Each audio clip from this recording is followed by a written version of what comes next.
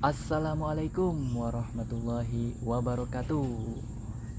Halo teman-teman, selamat datang di vlog Didat Alfa Fadli, salah satu mahasiswa Politeknik Agroindustri Subang, jurusan Teknologi Produksi. Kali ini saya akan membahas salah satu komoditi penting atau komoditi utama di Indonesia, apa itu padi. Kenapa padi? Karena padi sebagai bahan pangan utama bagi sebagian besar masyarakat di Indonesia tentunya. Tentu, perkembangan sektor ini sangat penting untuk diperhatikan. Maka dari itu, mari kita kupas bersama bagaimana komoditi atau bagaimana kondisi terkini, stok yang tersedia, kebutuhan pasar, serta prospek masa depannya. Perkembangan saat ini, berbicara perkembangan produksi padi di Indonesia masih menghadapi beberapa tantangan gitu. Ada beberapa faktor, mungkin ada beberapa faktor yang mempengaruhi perkembangan padi di Indonesia.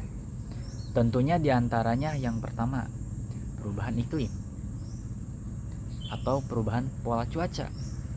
Curah hujan yang tidak menentu, kita kan tidak tahu alam gitu, serta ancaman banjir dan kekeringan yang kerap kali menjadi problem utama bagi para petani.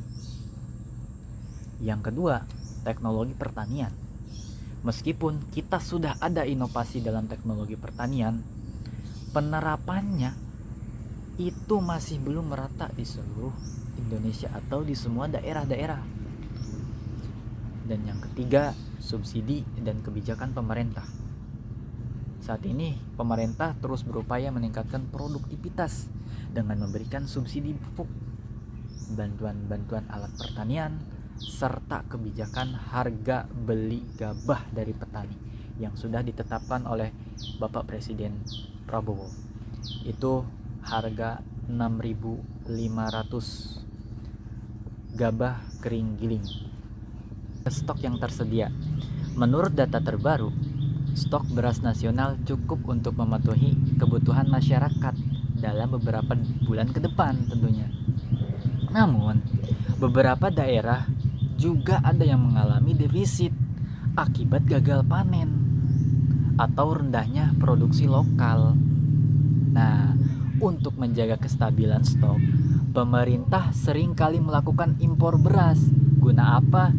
Guna untuk menyeimbangkan permintaan pasar tentunya. Kebutuhan pasar atau konsumen. Tentu kebutuhan beras di Indonesia sangat tinggi, mengingat konsumsi masyarakat yang masih dominan pada nasi tentunya.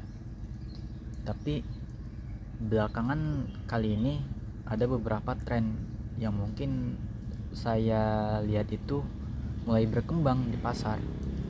Tentu diantaranya beras organik. Sekarang banyak konsumen yang mulai mencari beras organik. Ditanya alasannya kenapa? Ternyata karena lebih sehat dan lebih bebas pestisida dibandingkan dengan beras anorganik tentu.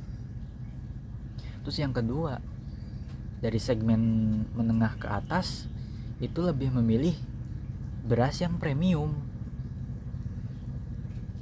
karena lebih ke menengah ke atas gitu ya, mungkin kualitas itu paling penting gitu.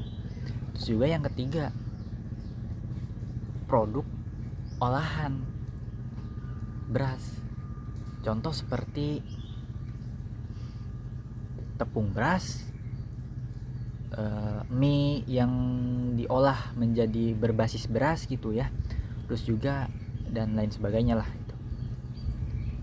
Dan itu semakin meningkat belakangan kali ini. Jadi untuk kebutuhan pasar itu sangat tinggi.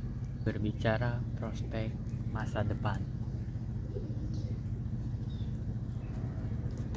ke depan dilihat dari perkembangan teknologi, sekarang itu industri padi bakal menjadi salah satu prospek yang cerah, industri yang cerah, namun dengan beberapa strategi yang tentunya bisa diterapkan. Jadi kita harus bisa merubah pertanian konvensional ke pertanian modern tentunya ya. Oke, yang pertama di antaranya strateginya itu adalah mungkin penggunaan teknologi cerdas sih. Seperti digitalisasi dalam pertanian. Itu bisa membantu petani dalam mengelola lahan lebih efisien. Yang kedua, bisa dengan diversifikasi atau produk. Tidak hanya produk beras, tetapi juga pengolahan menjadi produk yang bernilai tambah seperti tadi yang saya bahas, tentu bagaimana kita bisa mengolah ini jadi tepung beras, bisa jadi mie berbasis beras, mungkin seperti itu ide atau saran dari mahasiswa. Tentunya saya sebagai mahasiswa yang sangat peduli gitu terhadap sektor pertanian, karena ke depan sektor pertanian adalah pahlawan. Sektor pertanian adalah sektor yang didamba-dambakan atau diiming-imingkan atau diingin-inginkan oleh para anak muda. Kenapa? Karena melihat dari teknologinya sekarang sudah sangat canggih. Bajak sawah aja kita udah menggunakan alat-alat, semai benih aja kita sudah menggunakan alat-alat, matun saja, nyemprot saja kita sudah menggunakan alat-alat. Nah, maka dari itu ada beberapa ide atau saran dari saya ya.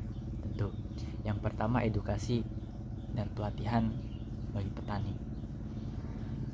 Mahasiswa harus bisa berperan dalam memberikan pelatihan kepada petani tentang teknologi pertanian modern, tentunya alat-alat modern gitu. Terus juga pembangunan startup pertanian gitu, seperti membangun platform digital untuk membantu distribusi hasilnya dan informasi bagi petani tentunya, supaya petani sekarang itu harus bisa berkreasi dan berinovasi gitu.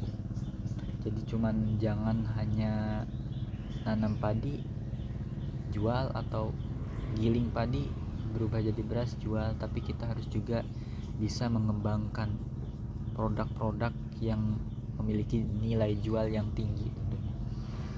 Terus juga yang ketiga ya, penerapan inovatif untuk meneliti gitu. Mahasiswa juga harus bisa meneliti gitu padi unggul yang tahan terhadap perubahan iklim, perubahan cuaca tentunya ya, dan hama tentu. Itu sangat dibutuhkan untuk sekarang ini. Terus juga yang terakhir tentu optimalisasi lahan marginal atau optimalisasi ya lahan marginal, lahan yang kurang produktif gitu, dan juga lahan-lahan pekarangan rumah itu supaya dimanfaatkan dengan baik gitu, agar bisa produktif untuk ditanami pertanian atau tanaman padi gitu. Cukup sekian dari saya ya tentang vlog kali ini, komoditas padi. Apabila ada kekurangan atau salah kata, kurang lebihnya mohon maaf. Dari taufiq wal hidayah. Wassalamualaikum warahmatullahi wabarakatuh.